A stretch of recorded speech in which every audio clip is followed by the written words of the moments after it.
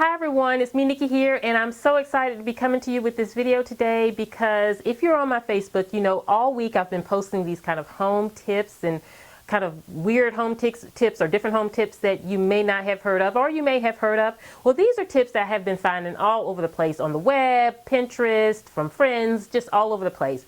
But they're tips that I have not tested out. So these are things that I don't know if they're going to work or if they're bogus or whatever the case may be. But I've been posting one every day. So if you're not on my Facebook page, definitely run over there. I'll put the link in the description box below and like my Facebook page so that you can continue to see these tips every day.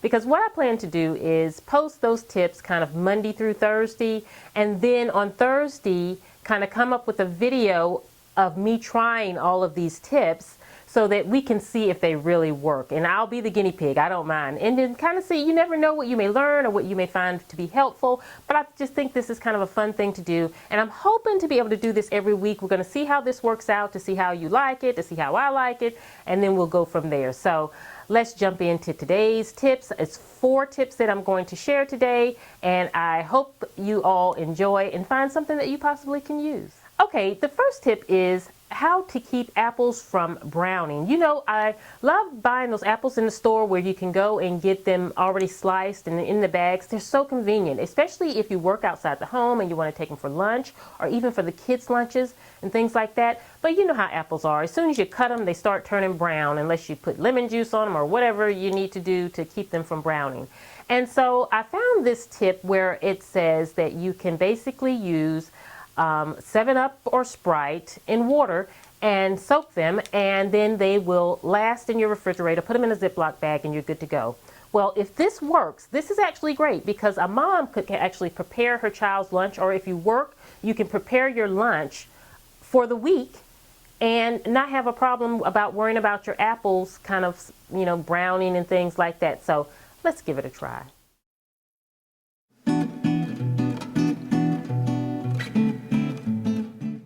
Okay, so I have my supplies ready to do it. I have my Sprite, I have my bowl of cold water, my Ziploc bags, and of course, the green apples. And so I cut them up and I'm soaking them in the cold water for 3 to 5 minutes.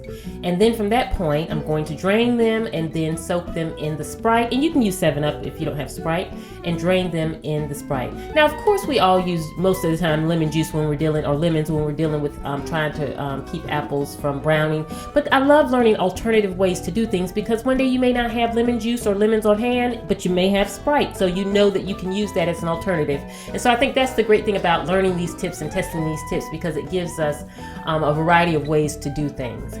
And so I'm going to let them soak, like I said, 3 to 5 minutes in the 7-Up. Then we're going to drain them from that and put them in our Ziploc bags and go from there. And there we go. And so what I'm going to do is put this in the refrigerator, monitor it for 4 days to see the progress, and share that with you also.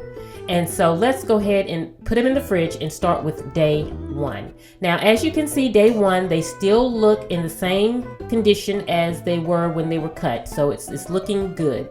You know, the apple's fine. So day 1 is looking good. Day 2 is looking good. I see a little bit of brown, but not too bad. So it's still good. I mean, it's preserving them. I think it's working. Now at day 3 point, I love the way it looks. It's still edible apples that I can eat, and you know, it's not just brown, ugly apples. And so day 4, this is how it looks. I do see a little bit of browning, but for 4-day apples that have been cut, I think they look really good condition. I ate these apples and they tasted great. They did have a little bit of the flavor from the 7-Up, I think. It might have been in my mind, but I felt like it did, but it wasn't something that was like, oh, it's 7-Up. I couldn't even tell. Basically, you would have to tell me that it was 7-Up, but it was a little flavor in there that I did like. So I would say that it actually works. Okay, this next tip has to do with batteries. You know, sometimes we run out of batteries. We may not have AA or AAA, or we have AAA and we don't have AA. Well, this is in the case where if you have AAA batteries, but you need AA. So what this tip is basically using aluminum foil to kind of fill in the gap of the battery to see if it works. And they say that it works. So if you have AAA batteries, but you need AA, you can do this trick and you're good to go. Let's see.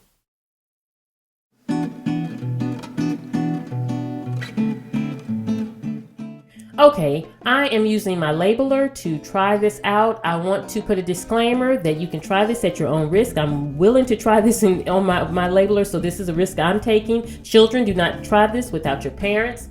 But basically, all I need is my aluminum foil and my batteries. And so my labeler takes AA batteries, but I took 2 of them out, pretending that I don't have any AA batteries, and all that I have are these 2 AAA batteries. And so I'm going to see if it really works by adding a little bit of foil to fill in the gaps of the AAA batteries into your AA batteries to see if it works.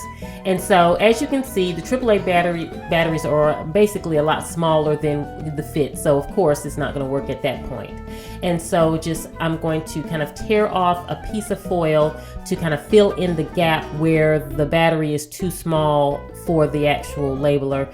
And it's supposed to, you put it on the positive end, and it's supposed to make it work just as if you had a AA battery in your machine.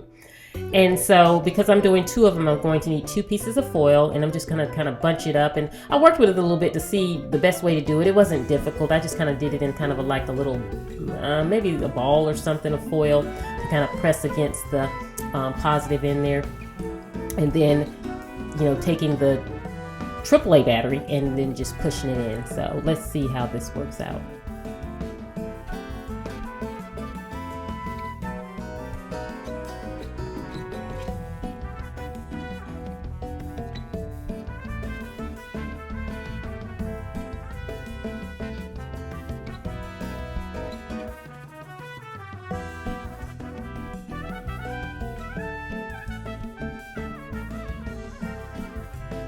So as you can see, it's making it so that the battery actually fits in. And so I'm gonna do the same thing to the other battery. And again, this is just one of those solutions that I wouldn't recommend doing all the time, but if you're in a situation where you're short on batteries, or you need to just a quick fix, a MacGyver fix, you know what you can do. So I think it's just kind of things that make you a little handy. I just think it's neat tips. And so let's try it out and see if this labeler will turn on. And by golly, it turns on. So it actually does work. And so that's kind of neat to me. And so I think that this is something that if I'm ever in a predicament where I'm a battery short and I'm trying to get a project done, instead of having to run to the store real quick, I could do this really quick until I can get by the store to get more batteries. So I am just really happy with how this one turns out, and I have to kind of report that it truly does work. Okay, the next is the Reynolds Wrap lock. I had never noticed this on my Reynolds Wrap, and so it evidently has a lock on it to keep your Reynolds Wrap from coming out, and it's a useful little tool that's built into the box of the Reynolds Wrap. Never have I seen it before. You may have, but I had never seen it before. So let's take a look.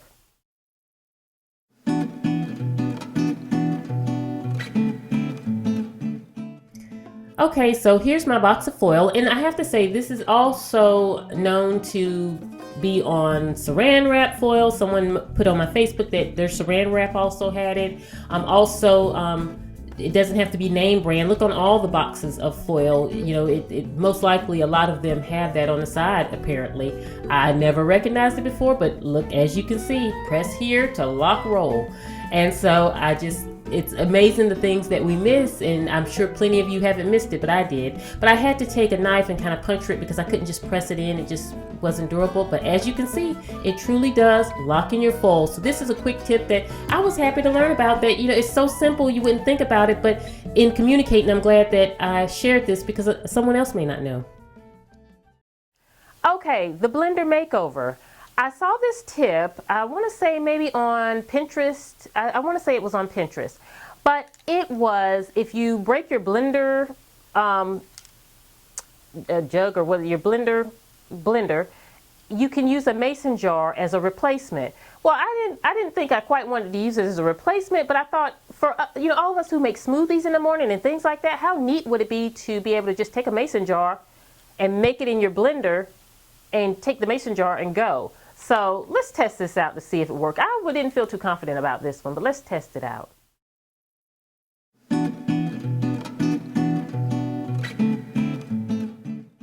Okay, so we have our blender here, and supposedly what you're supposed to be able to do is remove the bottom base with the blade and attach that to your mason jar, and then your mason jar serves as your blender.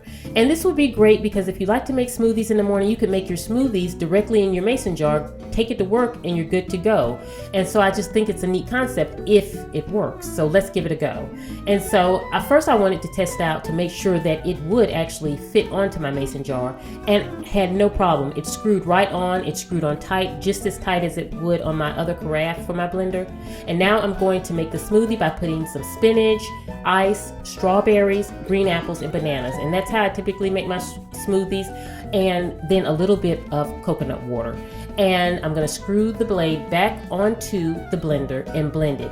I lost a little video footage here. I didn't get it from the start because I didn't click the record button and didn't realize it till after the fact, but I have to report it totally did blend with no problem, just as good as my normal carafe on my blender.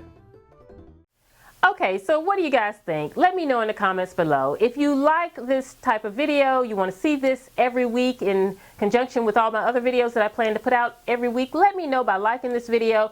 Definitely go and like my Facebook page because we do a lot of communicating during the week on these little quick tips during the week until the build up of this video. So definitely I'll put the link to that below and check out that and like my Facebook page. I hope you all are doing great, and I'll see you at the next video. This is Nikki saying goodbye.